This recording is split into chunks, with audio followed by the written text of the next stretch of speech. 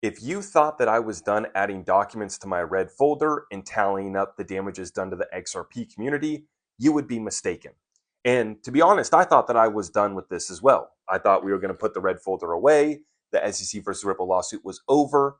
But now we have more evidence coming out to prove that we weren't crazy.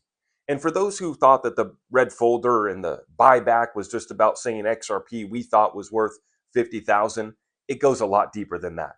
It was about also tallying up the damages done to the XRP community, which is very clear and evident that there's been a coordinated effort going back since the inception of cryptocurrency distributed ledger technology to FUD and stop Ripple and XRP.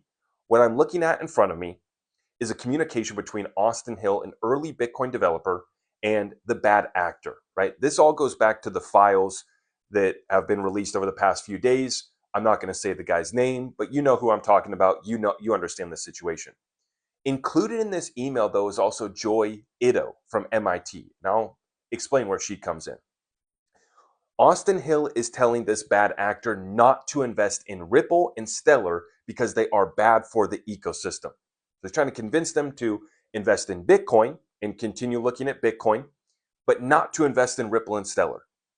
Joy Ito from MIT, that's the same MIT where Gary Gensler was teaching at, where he was explaining the utility of XRP as a bridge currency right before he went over to the SEC and continued the SEC versus Ripple lawsuit and actually filed an appeal in the case 5 days before his butt was about to get fired by President Trump. And so that made the SEC versus Ripple lawsuit carry on till August of last year. Should never have happened. But we come to find out, right? All of this is connected here together, a coordinated effort to FUD and keep people away from Ripple and XRP, but then furthermore to attack Ripple and XRP with this lawsuit that carried on till last year. So I just want to give you the quick rundown in this video, but check out the full breakdown that I'm dropping on my YouTube here today. There's a lot more where this comes from. The red folder was not just a meme. It wasn't just about a 50,000 buyback. That was just to get your attention to understand that the XRP community needed to put up a defense, that they were coming after us, and to have an honest conversation and start tallying up the damages done to the XRP community.